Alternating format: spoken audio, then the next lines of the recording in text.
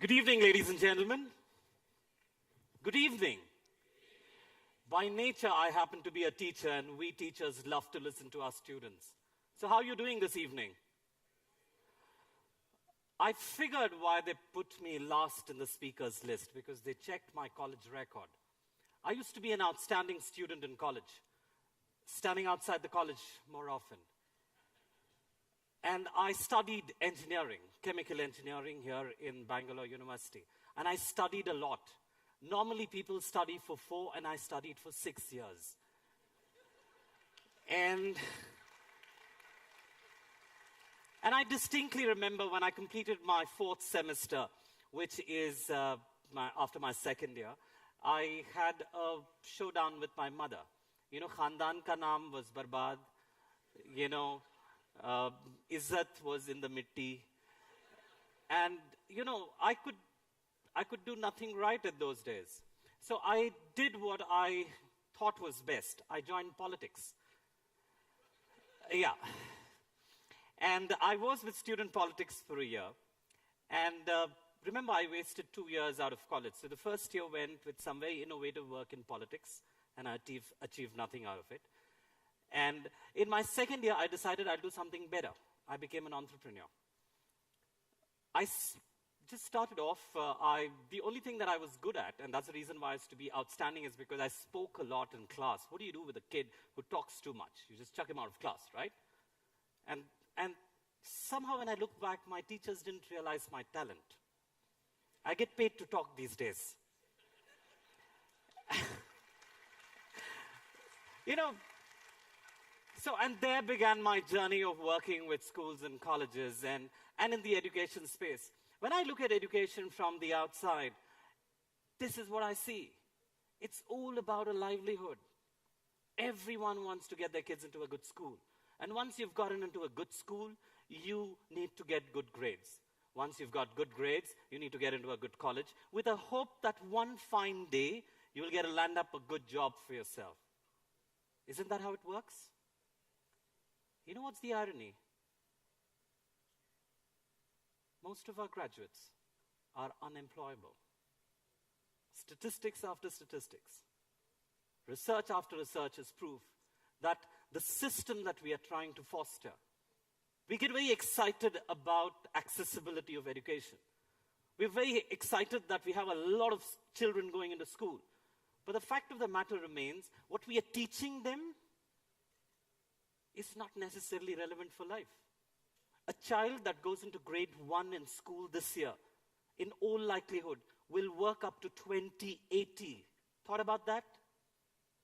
2080. Baba Black Ship, seriously?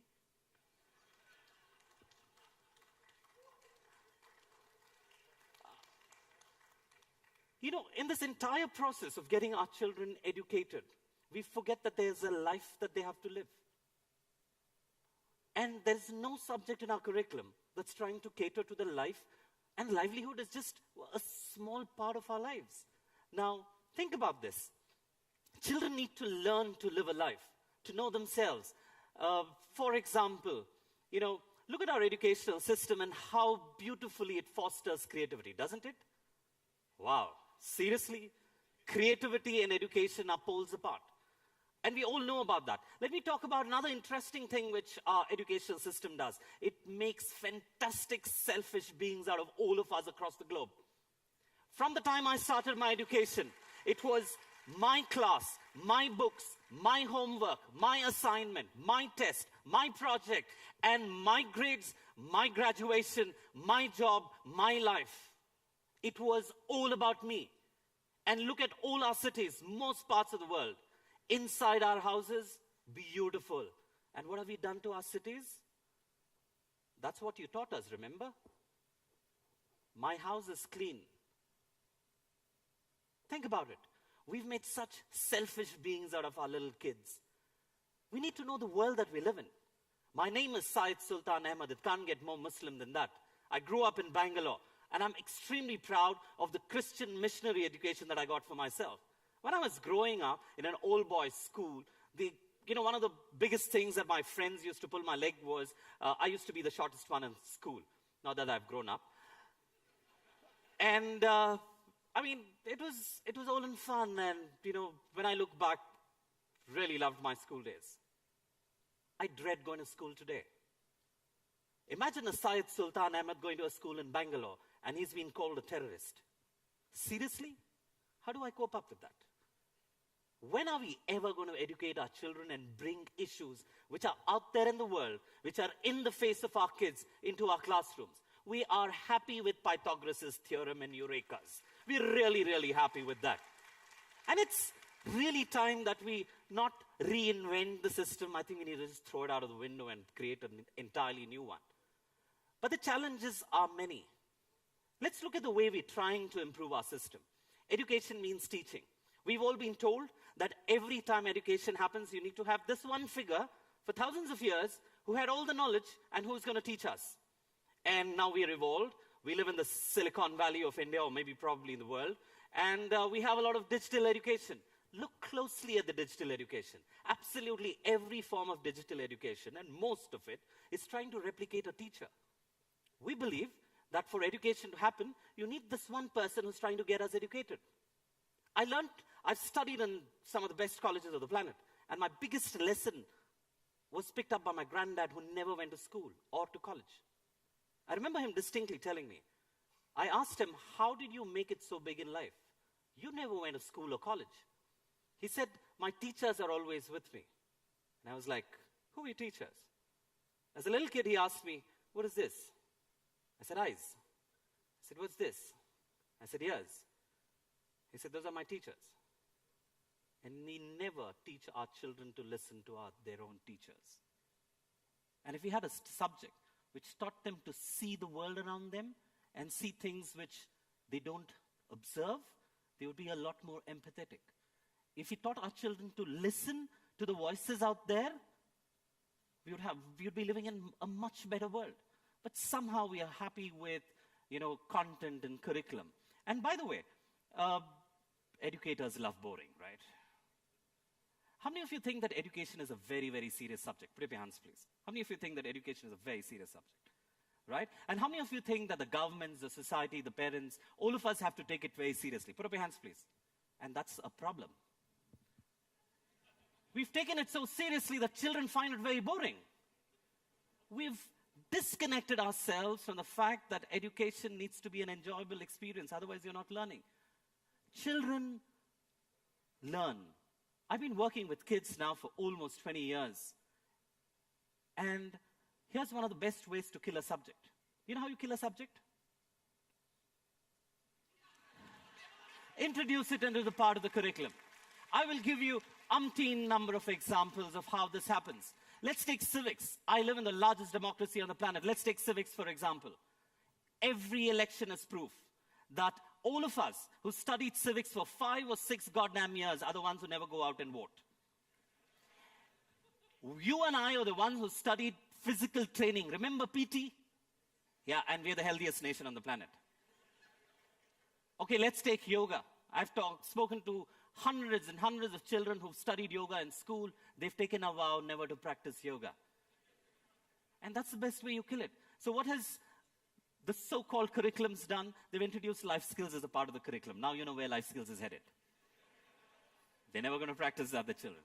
So to cut a very, very long story short, I've always looked at the world and tried and seen, otherwise I can go on and on talking about this. But the question is, what can you do about it? I'm not going to talk about accessibility. This is one thing that I've learned. You can't teach children. I've spent almost 2 decades working with kids, hundreds of thousands of children, and this is something that I've learned. But the interesting thing is, children learn, and they learn from experiences. Children learn from experiences that are entertaining and engaging. And as educators, if we can create that atmosphere, if we can create an experience which is entertaining and engaging, that can be a phenomenal learning experience for them. Now, I run one of the largest events companies anywhere on the planet. I work with kids, and we do events for hundreds of thousands of kids. Holics Whiz Kids, the Financial Quest, a lot of events which travel across South Asia and the Middle East are done by us. And I know that events can be a great learning experience.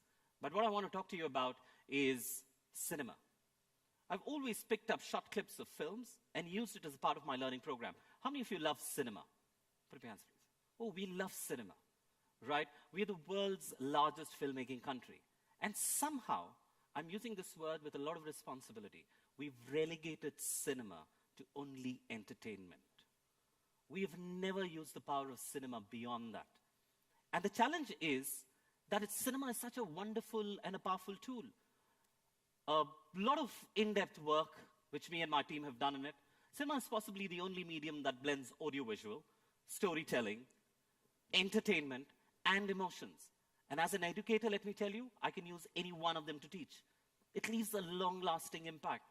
You know, I live in a country where cinema has changed our culture, our societies.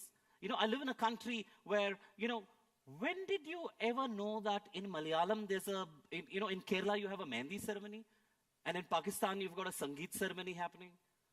It's all the influence of cinema. That's how strong the influence of cinema can be. So what did we do? We tried an experiment. Because there were not enough good films for children. The world's largest filmmaking country, the world's largest young population, I can bet you will struggle to name 10 good films if I give you some time for you to come up with 10 films, right? There are not enough good films. So we just set out with an experiment and we made a film. 5 years ago, never made a film ever, not even gone close to making a film. Padmavati Rao, a Bangalore-based filmmaker, made this film. It was 40-odd minutes. I took this to people that I knew best, to school principals, screened this across to over 1,000 principals across the country, picked up a learning, came back, and innovated something called as an educator's approach to making cinema. And that approach starts with research, trying to understand the issues that our children need to be addressed with. For example, bullying. Bullying is not a big issue in our schools, but ragging is. But if you have to address ragging in colleges, you need to talk to our kids when they were 10 and 11. You need to talk about issues which, you know, for example, adolescence is something that we do for a lot of adolescent sessions happen for girls. How many boys underwent an adolescent session in school? Put up your hands, please. No, they just assume that you guys knew how to handle your adolescence. You know, when I was growing up, you know, I learned a lot of poems which, you know, my teachers told me that we all need to grow up to be happy and gay. I said, yeah, we all need to grow up to be happy and gay. Now imagine a 9-year-old has a question, am I gay? How do you answer that question? Is it physics or chemistry? Is it math or geography? I mean, you need to figure that out, right? So we've made films on issues like, why do I get angry? We made films on an issue like being happy with what you have, respecting religious sensitivity or cultural tolerance. We've made a film on following traffic rules. And these films are made by some of the brightest young filmmakers in this country. We didn't stop at that, because education is incomplete if you don't educate the parents. You know, one of the biggest challenges of education in India and in most parts of the world is an educated parent who believes they know what education is. And how would you educate them? And here's one of the formats for you. So films that teach parenting, issues like when parents are quarreling, how does it impact a child? How do children learn bad habits from parents? You know, specific issues which are so difficult to talk to kids and their parents. And we've made a lot of films for teachers as well. Lack of time, I'm just going to be skipping that, right? And 5 years ago, ladies and gentlemen, I had no clue what cinema was about.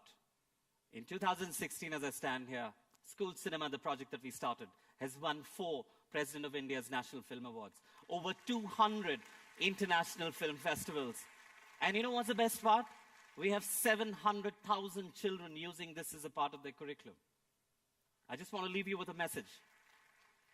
Let's make education entertaining. Thank you.